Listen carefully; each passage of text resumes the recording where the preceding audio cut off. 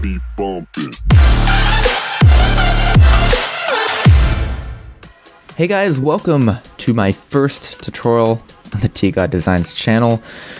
I've made tons of tutorials on tons of other channels, namely the TGODdesigns, TGOD tutorials for a while, and now I'm making some graphic design tutorials on here. Every Friday I'll be breaking down the intro or graphic design of the week.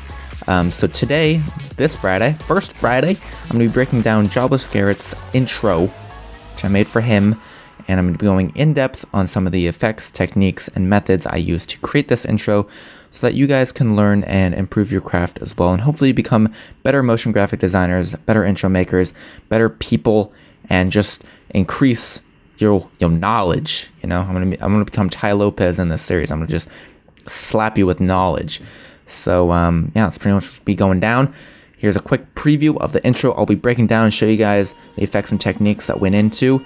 And without any further ado, let's go ahead and slap that on your face.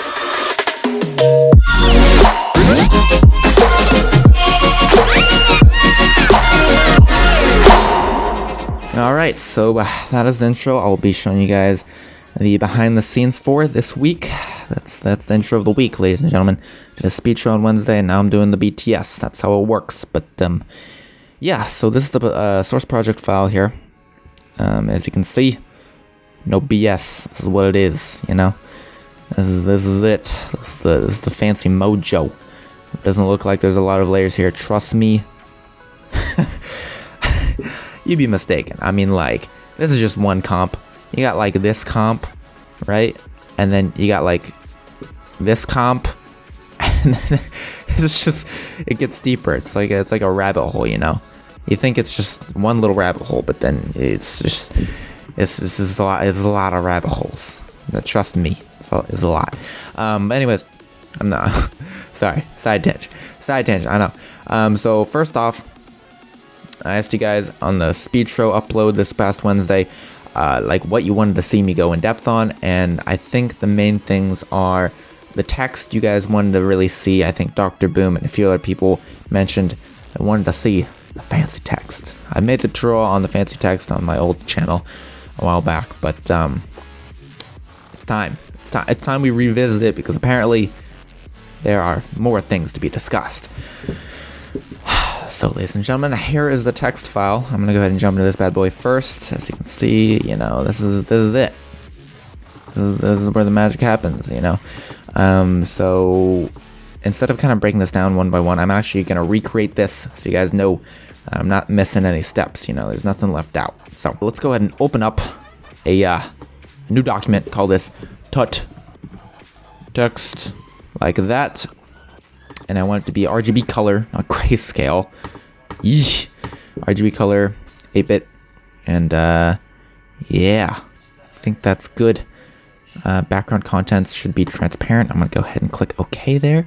And check out this guy. Got a blank open canvas. I'm going to type in Garrett right there. True story. I spelled Garrett's name wrong. First time I send the preview with intro. Come on, guys, it's a common mistake. I spelled with one T, alright? You can't cut me. You can't get mad at me for that. It's like, okay, sorry. I'm not going to get into it. So Homestead Regular is the font of choice. My good friend Greg, or Fancy Effects, he uses it in his thumbnails, and I was like, yo, that looks like a good font. Or I think I was doing a thumbnail for him once, and like he said I need this font or something along those lines. But I like it. It's nice. It's a clean font. But anyways, Garrett here. And what I did was I did the source text right here, Homestead, and I made it kind of a dark, like a medium blue, I think. Made it like a medium blue. And then what I did, this is real cool, right? This is why I love this font, is I duplicated it, right? Now you guys can't see that, but I hit Control D. I'm just gonna hit enter. That's all I'm gonna do. Trust me. I know the auto blur thing needs to be worked out, and I just don't get mad at me, okay? There's gonna be a few things you can't see in this tutorial, but I'm gonna dictate the best I can, you know, kind of create that seamless experience for you guys. You know, I'm sorry if you missed something, but that's I gotta work that out. I got time to work that out right now, so I'll be working on it, trust me. So Garrett, and then, so I've duplicated it, right? And I know you can't see this, but I'm gonna change it to a different kind of blue, and you gotta trust me here. I'm gonna change it to kind of a lighter blue, like that. It's gonna look super funky and not good right now. That's kind of an odd color blue, but you gotta trust me here.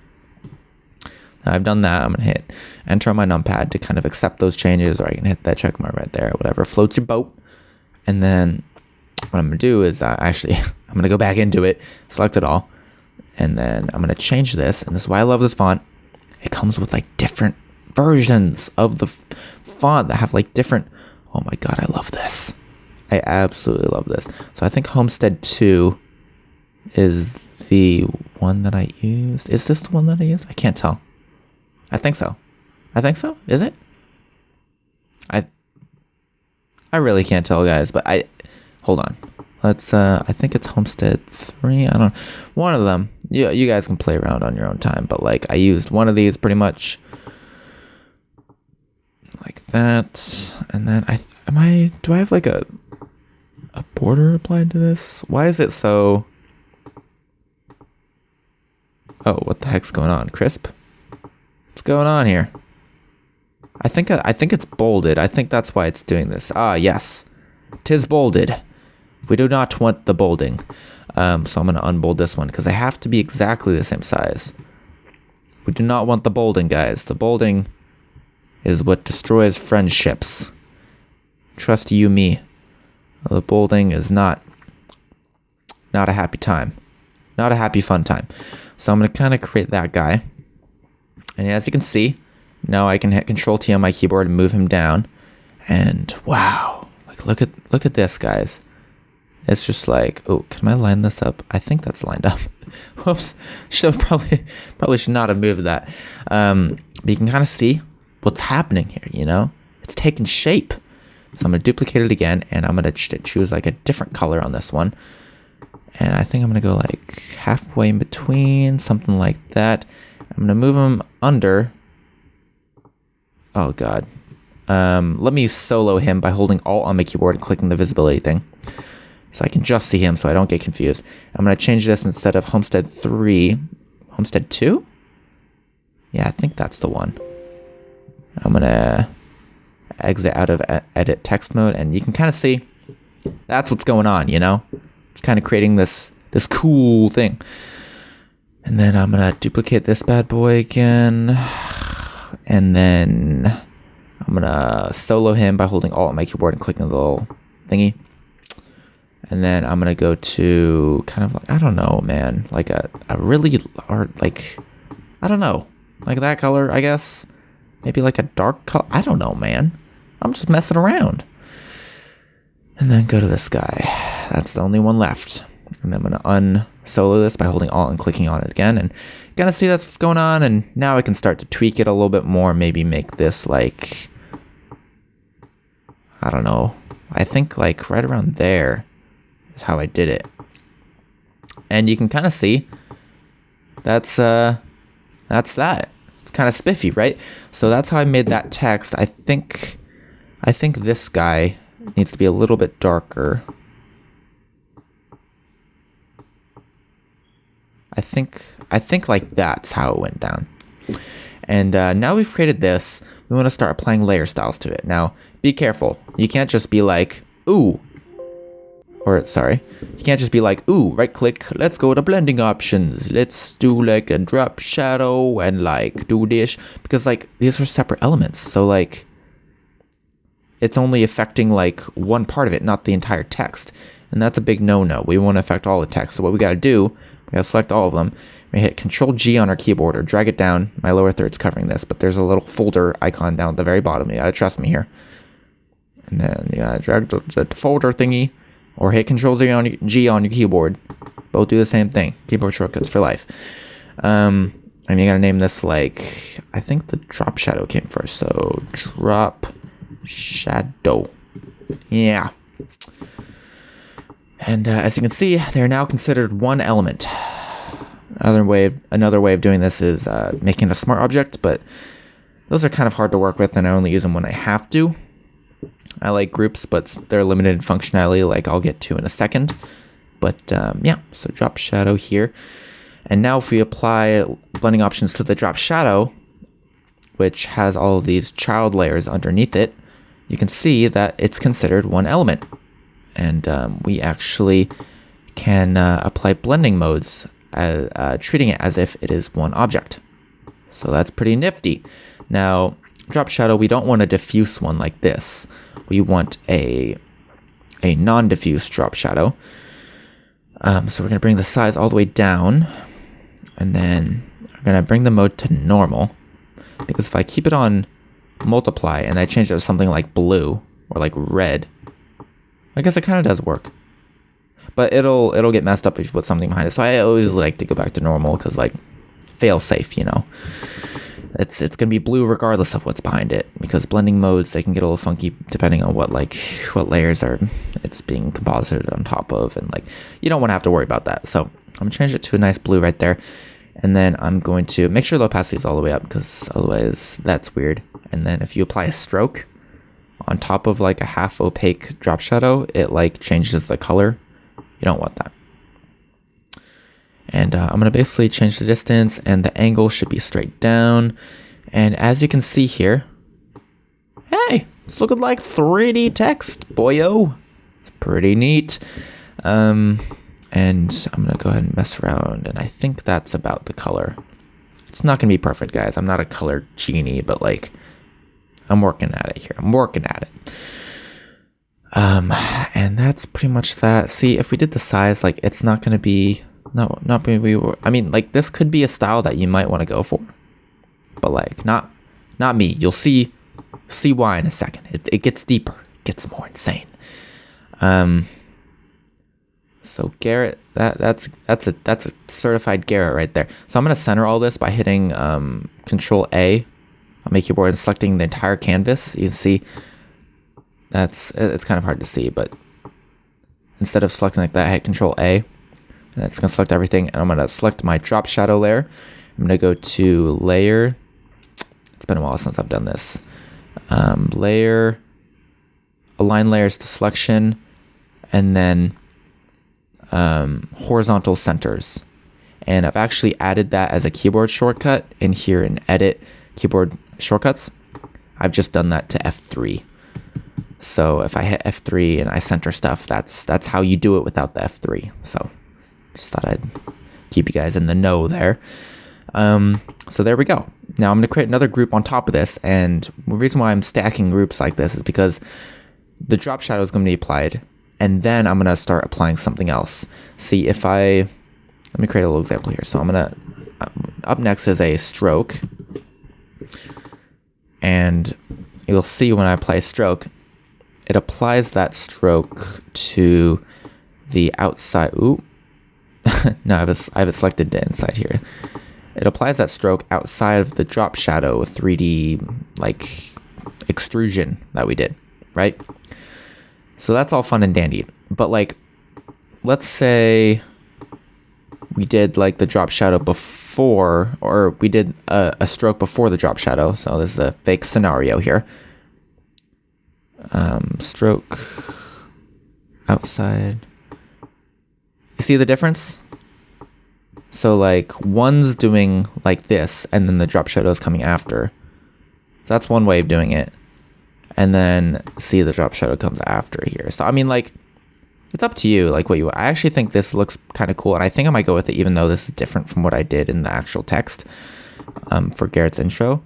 So I think I'm actually gonna go for it. So like, let's try something. Let's try something, ladies and gents. So I think that the stroke was something like that. And then you can apply a stroke outside as well. It's gonna get a little bit funky. I think I need to do a little bit more separation of the text here, but there's like 3 layers, and I'm not sure if I want to do that, because there's like 3 text layers. I'd have to adjust the separation for like 3 different. You guys can do that. And then I play a stroke after, and I might want to make this white. I think that's what I did. I don't know. But as you can see, that's like the breakdown. Like that's how it works. So yeah.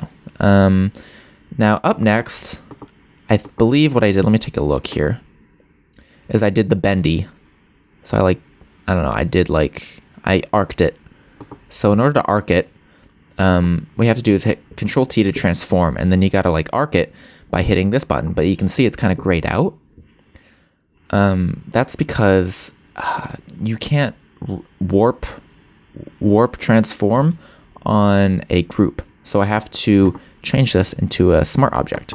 When I click this and you're like, oh no, now I can't edit anything. It's like rasterized it, but not really. If you double click on the thumbnail here, right, you'll see that everything's still here. It's just like pre-composed, if you will, inside of the smart object. So any changes I make here, so like say I get rid of this guy, or say I get rid of this guy too, or this guy, right? And I hit Control S to save. Boom, boom, boom, they update.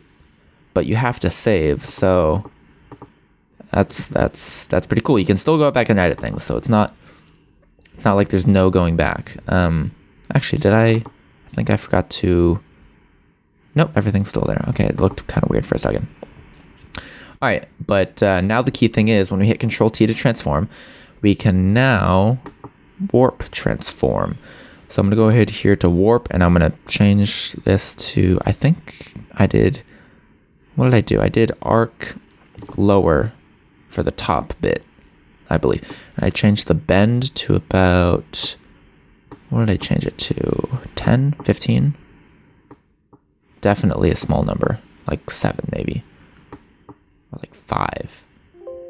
And maybe this was an arc lower, maybe this is arc. I don't know, guys. I think it was arc. But that's pretty much how it works. I'm gonna hit the check mark right here, and yeah. So that's that. Now, what I also did is I added a glint. So if I go to the blending options on here, pretty much how I created the glint is I did a gradient overlay, and you're like, oh no, Rio, what have you done? You've destroyed everything we've worked for. Just you wait. So what I do is I create like this, the black and white, and I just clamp it. I clamp that bad boy to no tomorrow, and I just like crunch it. Crunch time in the middle. Hit OK, and I change the scale all the way down so that it gets that kind of hard, nice hard edge here. You can see, nice hard edge. And then I might want to move that up or whatever. So that's why I did that. And you're like, well, that's the glint, but like now we can't see anything. And you want to change that to, I think, soft light. And then change the opacity down to like right there. And that's how you get that nice glint effect. But you're like, well, the text is curved, right? But the glint is just going straight across. Well, that's because the gradient's being applied after it's curved. You want to apply the gradient before it's curved. So to do that, we want to grab this and we want to copy that gradient, copy the layer style of that gradient, and we can kind of turn that off now. And we want to put it inside of the smart object, which is before the curve is applied, or the arc. So I'm going to go ahead and go to my stroke, and I'm going to go ahead and paste that glint. And I might want to move that glint around by opening up the gradient overlay again, double clicking on that and just kind of dragging that. I think that's about right. Maybe like right here, so it like lines up with the G over here. Right there. Okay. I'm gonna click OK. I'm gonna hit Control S to save my changes to the smart object. And as you can see, it updates here, and the glint is curved because the curve is being applied to the smart object, and we updated the smart object to contain the gradient. So there you go. That's how I did the text. I believe I tweaked a few things here and there with my version, but like more or less the same. And yeah, let's go ahead and what I want to do. I think I did like I didn't do this with Garrett's logo text, but I believe, yeah, we don't have the gradient. And it's not going to update because I actually have effects turned off. So I'm going to turn that on, and I'm going to go to stroke, I'm gonna go ahead and I think this ended up looking really good. So I'm gonna change this to outside, and I'm gonna change to like a white. I'm gonna make like a white stroke around it, and I think that ended up looking really nice. Now you could go ahead and add your final touch by doing a drop shadow on here, and like bring the opacity all the way up so you can see it actually, and doing a nice little drop shadow. But I usually don't like to do drop shadows in Photoshop. And the reason being is because like this will not be editable. And you want to, if you're compositing in After Effects and you're like, oh shoot, this drop shadow is getting in the way, or like I don't want it, or like I want to animate the drop shadow, or like anything like that, then it just becomes a hassle. So like I like to leave the drop shadow off and then do it later in After Effects. Technically you could do all of these layer styles in After Effects, because After Effects does have layer styles. If you right click a layer and then do this whole thing, like if you right click a layer and then go to layer styles, like you could follow this exact tutorial and do it in After Effects, and you can animate all these properties. But like it's a lot easier to do them in Photoshop, and I like to do that. So I don't know, challenge is up to you if you want to do it in After Effects. It will render slow though, unless you like, I don't know. So I like to do it in Photoshop. But you go ahead and hit OK. You can save this as a PSD anywhere, and then you can drag that PSD into After Effects, and we can get going here. So time to break down the intro bit. I've kind of expanded the timeline here so we can get a little bit more focused on what we're doing here. The preview is a little bit small, so I don't know, squint or something. I don't know. I'm going to go ahead and save a copy so I don't like mess myself up later. So tutorial, you guys can't see that because it auto blurred, but trust me, I just saved a copy. Don't worry. You guys don't have to do that. So let's start off simple here. So what did I do? What was the first thing I did? Well, the first thing I did when there was nothing involved here was I got my, okay, so how I want to do this here. Let's see, we got my song right here. We got the song, and then I created a whole bunch of nulls. So I'm going to select everything, and I'm going to select everything, and I'm going to get rid of these guys. Don't mind me, I'm just setting up the tutorial here. Okay, I'm going to hide those. So the first thing I did is I got my song, and I edited it on Audacity. I can do a tutorial on that later, but pretty much I have this song, right?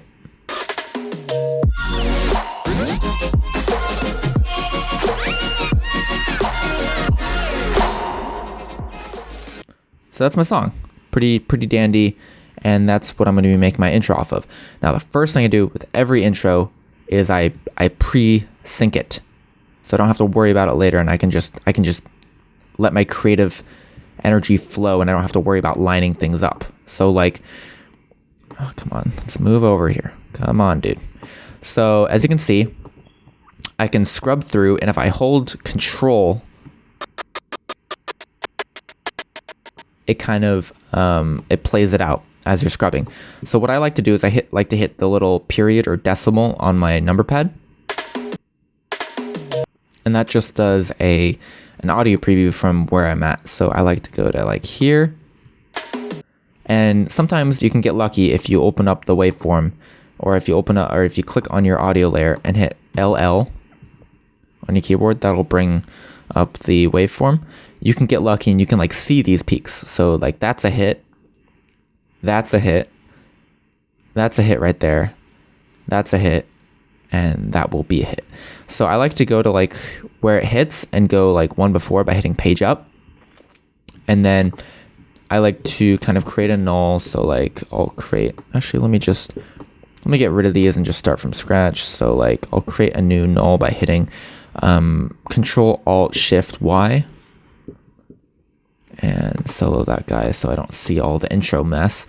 And then I'll name this, so I like to separate them, so I'll say main hits, and then I'll do, okay, so this right here, so that's a hit right there.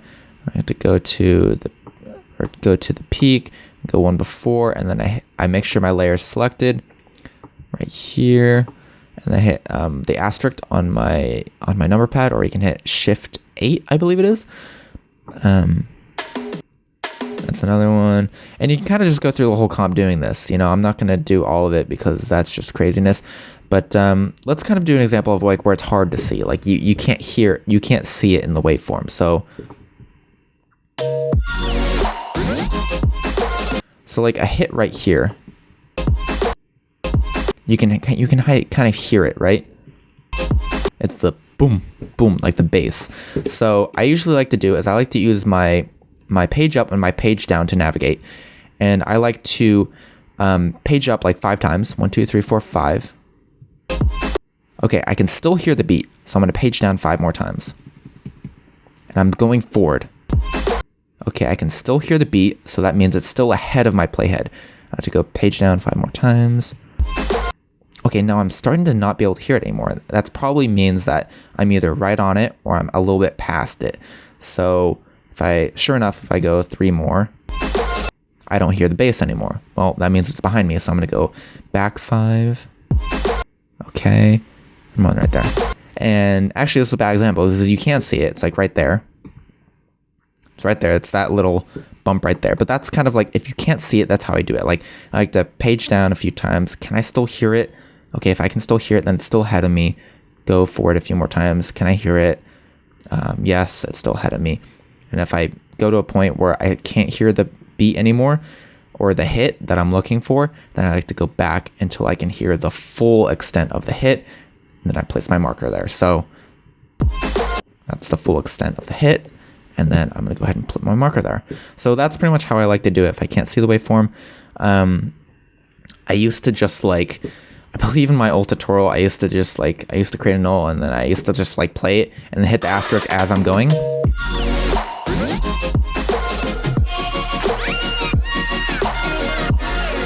That was nowhere near on beat, but that's how I used to do it.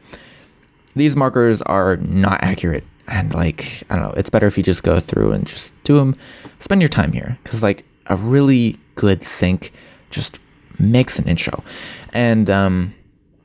And do this for every element. So like, this is what I've started doing, and it's really helpful. So like, those are the main hits, and some people just mark the main hits. Like, they base their entire sync off of the bass and the main hits, and that's good and all. Like, you can get a good sync off of that.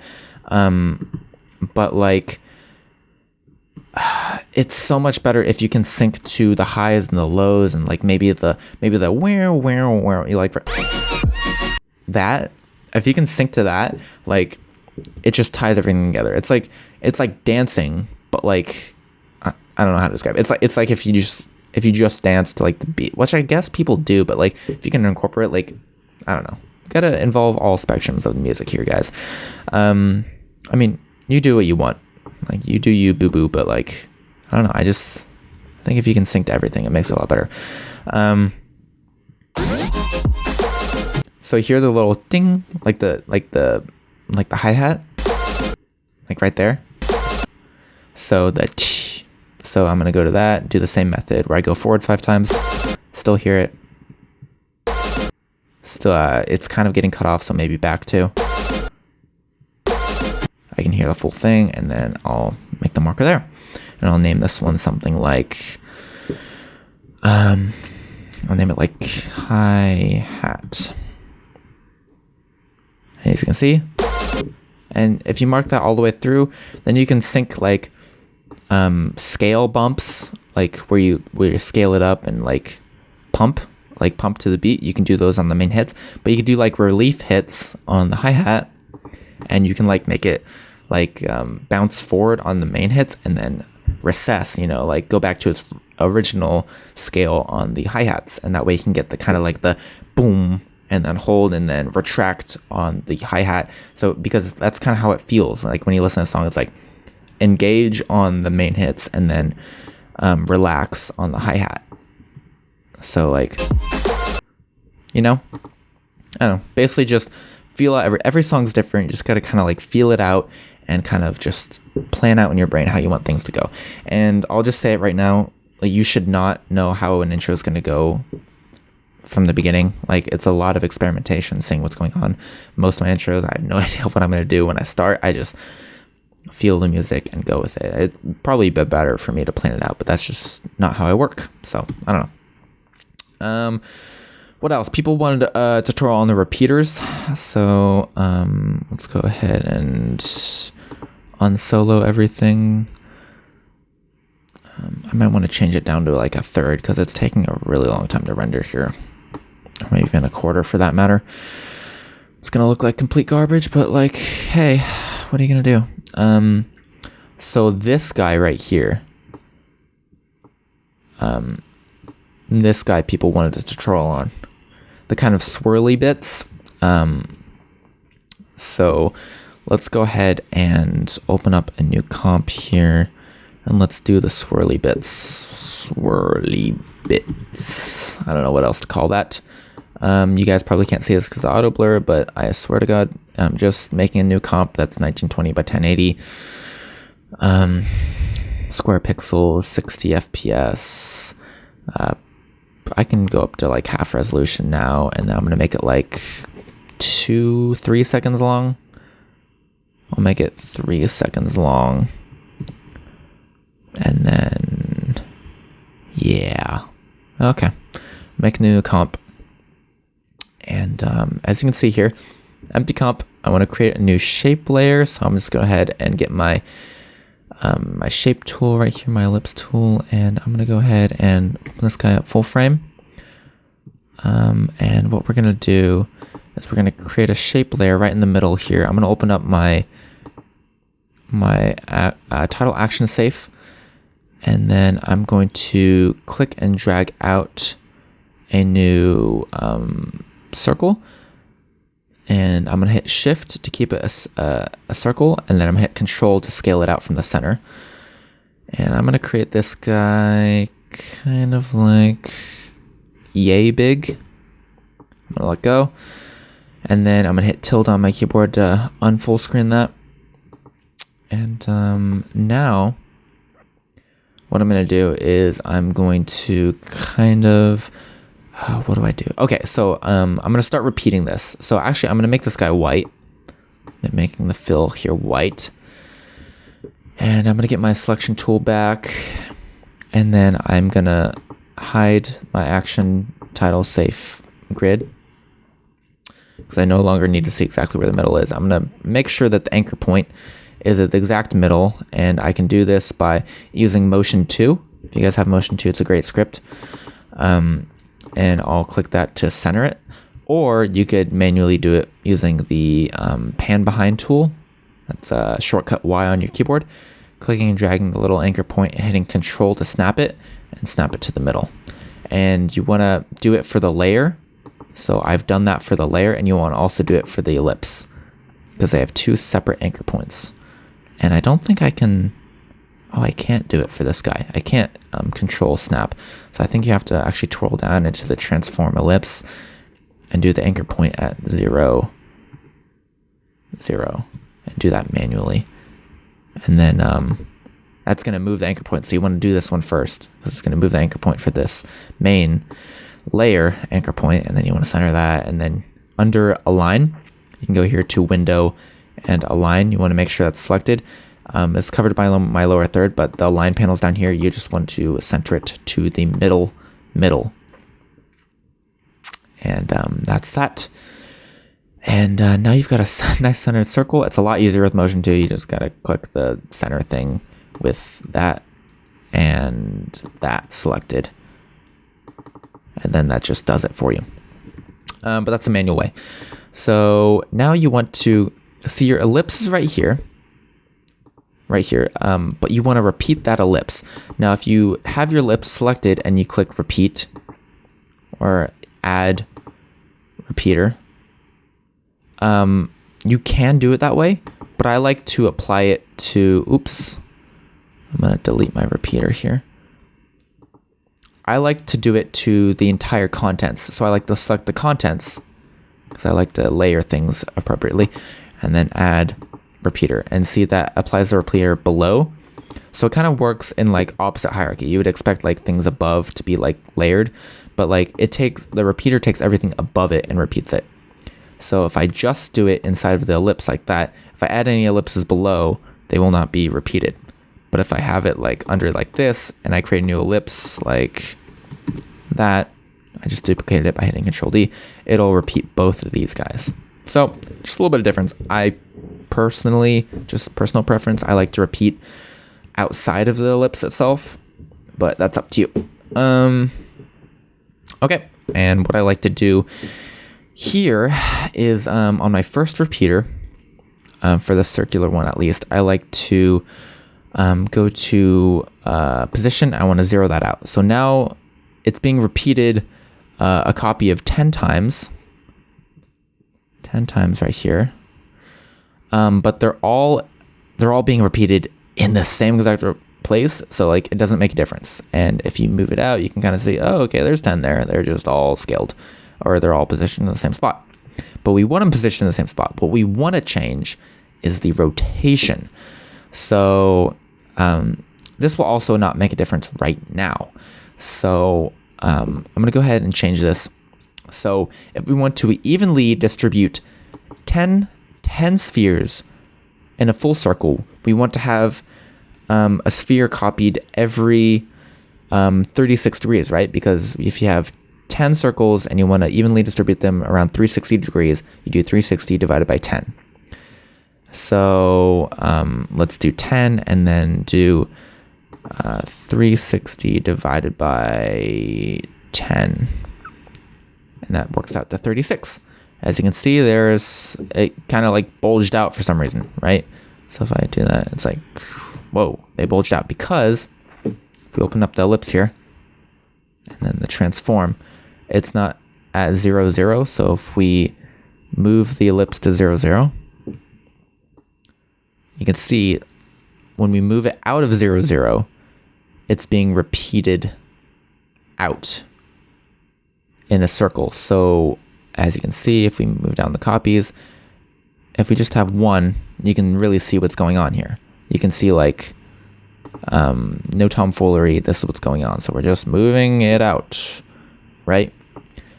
And as you can see, this anchor point stays here because we're just moving the ellipse, and the ellipse anchor point and the anchor point of the layer are separate.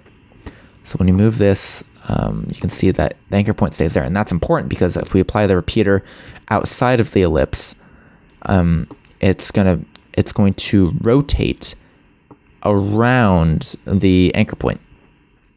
Now, I didn't realize this the first time I did it. I just kind of realized it after I kind of stumbled upon this effect, and then I worked backwards to like, okay, why is this happening? So I'm not like a genius. I didn't like think of this being like, oh yes, 2 anchor points and you got to move them. It's like a lot of experimenting and then like figuring out like, okay, why the heck is this happening? So yeah, that's a lot of what After Effects is actually. So that's how that works. And then it kind of just like boosh, boosh, boosh. And that's how that works. That's how you create the burst. So I'm going to create it 0, 0. And then say you want to easily make this like less or more copies, but you're like, oh, now I have to adjust the rotation. An easy way to do that is to use expressions. So if I alt click the stopwatch here and I just say, well, basically all I'm doing is taking the copies and I'm dividing them. So I'm going to hit the little slash on my keyboard by, actually, sorry. Let me go to the front here. I'm doing 360 divided by the number of copies. So actually I did 60. So 360 divided by the copies. And I basically just got this by taking my pick whip and selecting the copies. So yep, as you can see, evenly spaces, and as you go down, it like does it. Now be careful not to set this to 0 because it'll result in error because I'm dividing. This expression is attempting to divide by 0, and that will not work. And you gotta click the equals mark, equals thing to enable it once more if you make that mistake. An easy way to do that is to create an if expression inside of your expression, to basically say if equals to 0, then just set it to 0, so it won't attempt to divide by 0, but that's a little bit more complex, and I won't get into that right now. So I'm gonna go ahead and change it to 10. And basically all you want to do is to animate this burst is animate the position to go from 0. So I'm going to go ahead and keyframe this.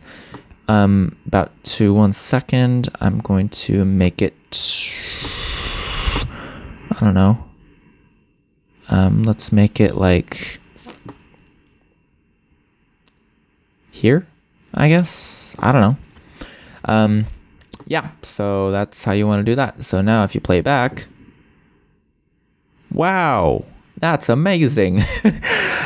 Okay, and to kind of smooth this out, you can use motion 2 to kind of ease like in animation, and kind of make sure that the out animation is linear, and then make sure that the ease in is 100%. And you can kind of see it looks a lot better. Now, if you don't have motion 2, there's an easy way to do this. Let me just Control Z back to when they're linear. Okay. Oh, right there. Okay. There's an easy way to do this. If you right click the keyframes, go to keyframe velocity, you just enter in the same values as you would. This is blurred, but pretty much there's an incoming velocity, and you want to change the influence to whatever you want. So incoming, you want that to be 100 because you want it to ease in. So you want the influence to be high, and then outgoing, you want it to be very close to linear. So I'm going to make that 0. I'm going to hit OK. I know you guys didn't see any of that, but trust me, I just dictated that. And as you can see, same effect, but you don't have to pay $40 for motion 2. Amazing, right? But since I do have motion 2, I will be using it, but I just wanted to kind of give you guys the lowdown to how to do that without motion 2. So that's that. So that's how I did that. And I also want to change the rotation on the base layer itself, because if I just apply the rotation to the ellipse transform, it's going to rotate around each one of the ellipses anchor points. So like if, you know, autosave, hello. You see what it's not rotating it. So what you want to do is rotate the layer itself. See, and that'll use the anchor point of the layer, not the anchor point of the ellipse, to do its rotation. So we're going to go to 0 here, and we're going to go to the front, and we're basically going to do the rotation right there. And then I'm going to change it to like 90, I guess. I don't know. And you can see it looks weird because I haven't eased any of this. So I'm going to go here, and I actually prefer doing the keyframe velocity menu. So I'm going to go ahead and make the incoming velocity 100 because we want it to be the most eased in, and then the outgoing to like, I don't know, 15. Because we don't want it to be like extremely linear, but we want it to kind of ease in. So as you can see, that's how we did that. And okay, so that's the base of how I created these little swirly guys in the background coming out. But it gets a little bit more complex, and I'm going to show you that in right now, not in a second, right now. So we're going to go ahead and we're going to create another repeater, right? So it's about to get lit. It's about to get lit, fam. So I'm going to create another repeater here. Or actually, I didn't do this, but wait, did I? Yeah, I did. Okay, cool. So I'm going to create another repeater. So I'm going to click the contents, not the ellipse, because we want to repeat everything. Like we want to repeat the ellipse and this repeater. So we're repeating a repeater. And we want to click repeat, a repeater, and then swirl this guy down. And then we don't want to repeat we want to transform the repeater. We don't want to repeat the position. We want to repeat the scale. What? Right? Cool, right? And we also want to do a little bit of rotation. So like that. Oh my God. Minds have been blown. Boom. You know? But right now it kind of looks like a static object. Like it just I don't know, there's not much going on here. So what we want to do is we want to okay, so this, the repeater, the rotation. Okay, hold on. What did we animate? We animated the, oh yes, the position of this guy. So what we want to do is we want to do the position, and we want to, okay, so we basically want to animate the rotation to go from 0 right here to when it comes out to be like, yo, we're a little bit lagging behind, kind of. And then I'll do the same amount of influence on these guys as I did with the other guys. So there, and then you kind of see, like, that's how it's gonna look. Boom. It's looking legit. It's looking legit. And you can increase the number of copies, that the scale goes down. Like, whoa, you know, it just got real intense. I'm gonna preview that. You know, like, what? So you can create some really trippy things with this, and I encourage you guys to play around with all the properties inside of the repeater function and just go ham, you know, learn how that bad boy works, because it's just, what, you know, I don't even know what's going on anymore. So basically now comes the fun part. So I'm going to duplicate this guy, and now I have a new copy of it underneath, and to this copy I'm going to add an echo, and I'm going to drag that echo onto him.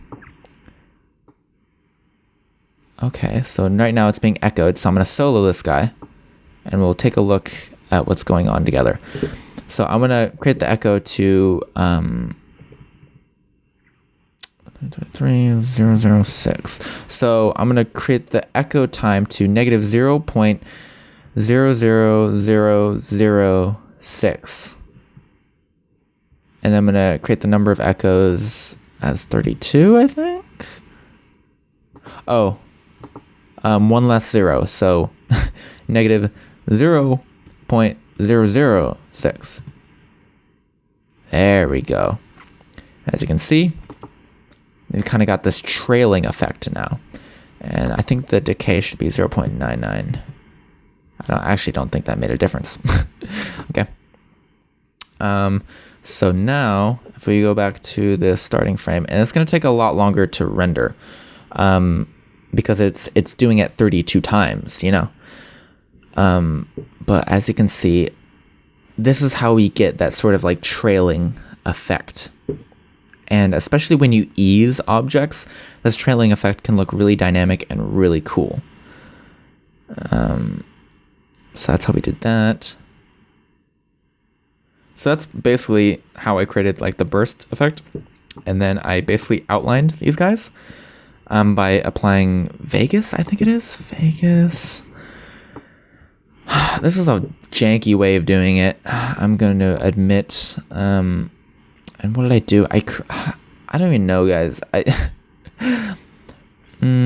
did, what did I do? I did transparent. Yeah. And then I increased the number of segments, so it was just like an outline. And I made it like white. Or I think this was all blue, but like I'm going to do white for the sake of this tutorial. And I created like the width to like 3 or something. And then, so that's how I did that. With Vegas, which is like, has nothing to do with Sony Vegas, but like, I don't know why it's called Vegas. It kind of like wonks out at the beginning there. Because like, it's doing, this is what Vegas does normally. It does like these little dashes around the edge. I don't know why, but you can create the segments down to like 1, I think. And the length, I don't know, just mess around with it until you get an outline. That's pretty much what I did. I don't know. It's a really weird effect, and it's not meant for this at all. There's probably a better way to do this. Like if you wanted, you could actually, I think I know how I want to do this better. So if you do a simple a simple choker, and then you made it like larger by going a negative choke, right? So you're making it larger. I don't know, this is really wonky, guys. I don't know. You can also use like the blending mode to outline it. Like, or actually, if you want to do this like the real way, you could do what? Like a stroke on it? No, I don't think that would work because it would basically repeat a whole bunch of, yeah, it would repeat a whole bunch of circles. You don't want to do that. So yeah, you can use Vegas to outline. I have like a very specific set of properties that I just copy over from an existing project. So you just figure out how to make an outline. It shouldn't be too hard. It took me like a few minutes, but you got to spend a few minutes. I don't feel like doing that right now. So yeah, and then you basically want to make this like a different color. So I made it like a blue right there. And yeah, guys, that's pretty much. Oh wait, hold on. Why is it not all blue? I think I should just apply a fill after the echo. I think that would be the smart way of doing it. Yeah, and then you can make it just like blue. And there you go. That's how you do that. I think it's a really cool look. Kind of like trailing behind. And then how I made like the little squares. Like the little squares inside of them. Like, hold on. The little squares, I basically applied 2 perpendicular Venetian blinds. So, Venetian blinds. I basically duplicated another layer, and then I did 2 Venetian blinds at 50%, and then I think 50? No, 25. And then I duplicated this guy, and then just did it at a perpendicular angle. And that's how I created like the little squares behind. You know? So that's how that dealio happens. And then I created like a burst asset using the same using the same like shape layer repeater thing, and it basically created like an outward burst of circles, basically the same thing as this except for without the scale repeater and the rotation. So you can kind of see how that looks. Like that's pretty much the base of it. And then I'm gonna go ahead and show you guys how I did. So if I get rid of the rotation, right? And I get rid of a scale, right? I get rid of the second repeater, right? So it's just like an outward burst right here. Okay, so if I get rid of the outward burst and I change the transform of the ellipse here from 0, if I keyframe at 0, and then right about here I want it to be 100, and then I want it to dip, or actually I could have it just be 100 right before it slows down to a halt, and then the last little bit I change it down to 0, right? And if I ease these the same as I have been by making it the incoming influence 100 and the outgoing influence about 15, you can see that I've created like this. So it kind of like scales out and then bloop. I might want to move these a little bit further apart so you got a little bit more of an animate out. Like that. So scale 0, 0, 0. I might want to make the outgoing influence on this guy a little bit stronger. So it takes him a little while to kind of come up to speed on the easing in. So like that, and then shoop. Right? And then I apply echo to this. Right? Echo. And then negative 0.006. Echo 16, I think. Or 32. if you want to divide this by 2 and get 0.003, or sorry, if you want to times it by 2, 0.012, you can get kind of a longer thing. Just be careful when it's moving fast because you may get separation like that, which does not look good. So you want to divide that by 2 again to kind of get them repeated closer together like that. See, there's less gaps. And then, yeah, 32 should be good. You kind of see how that's like a burst, like a pop. So I'm going to render that back by hitting 0 on my numpad. And you can kind of see that's how I made like the little, the burst pops. That, yeah, that kind of, let me show you. That kind of come out as these guys are disappearing. So as you can see here, right about here, the circles kind of disappear. Like the flying circle thingies. I don't even know what to call them. Like the spiral circle, repeater spiral circle. So as they're disappearing right here, they kind of just like burst into these. And basically I just moved a copy of the burst over each one of the disappearing swirly bobs and moved it with the movement, the rotation, and just basically put these guys over them. And that's how I made them kind of burst pop like that. So I think that's like, there's a lot of little stuff. Like I used a repeater in the background. I'm just going to do kind of damage control here and try to get as much pinned in here as possible.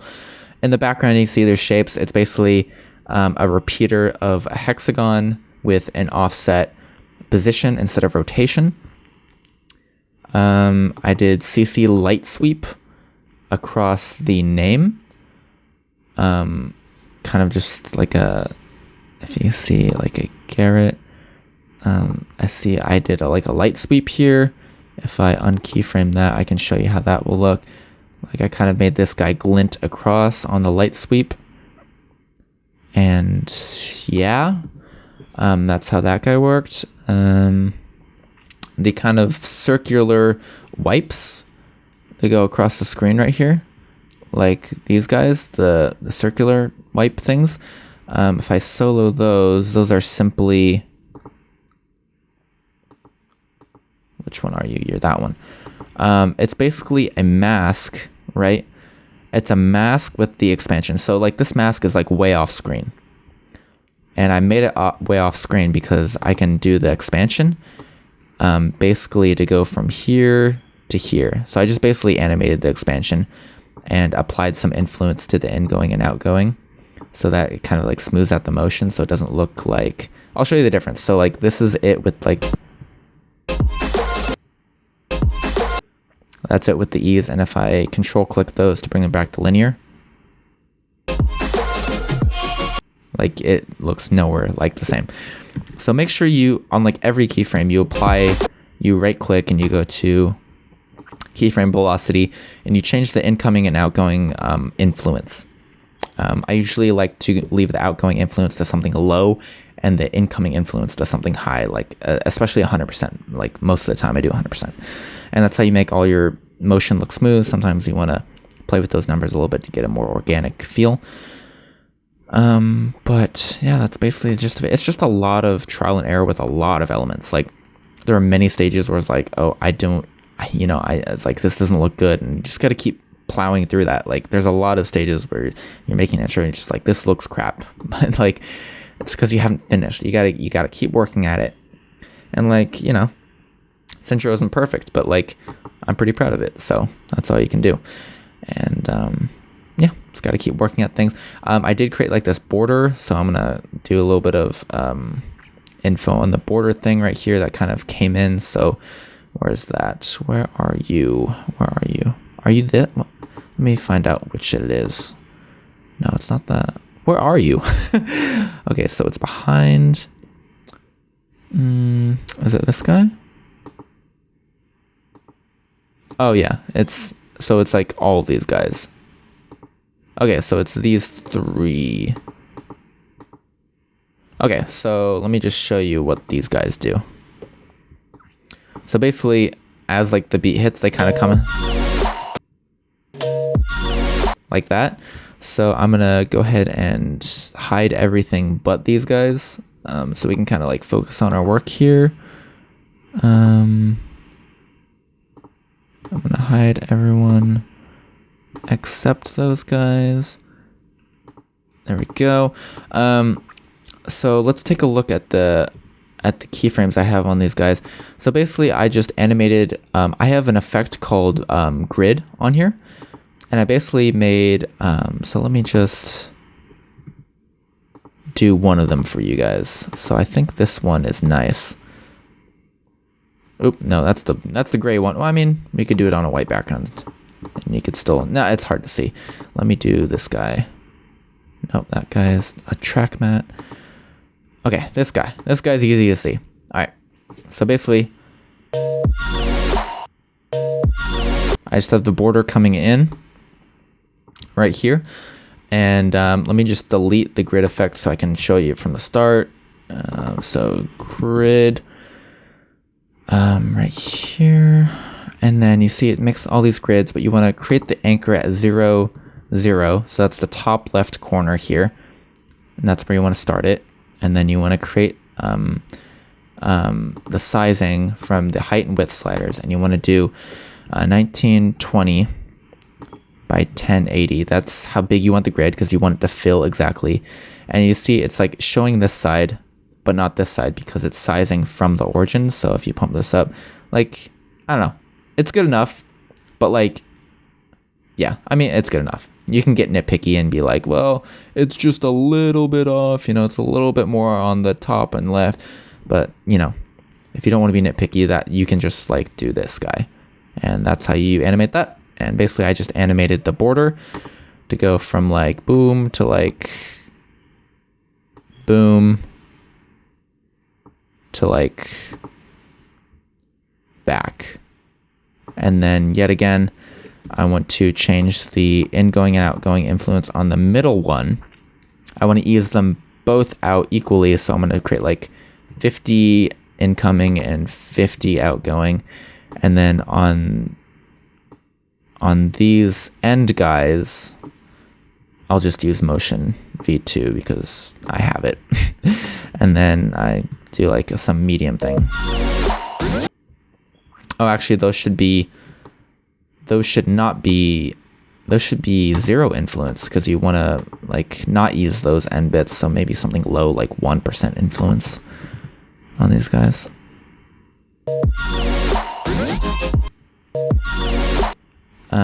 Middle guy probably should have 100% incoming influence, and then a little bit of a like maybe 35 outgoing influence. Let's try that.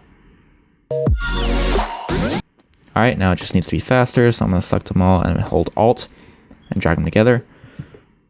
And now it's just not in time, so I'm going to line it up with the music, and you can kind of get an idea of how I did that. Not perfect, but you gotta spend a little time and kind of tweak it like that. Let me just line up these keyframes with the ones that I've already kind of lined up because I know they'll be in sync.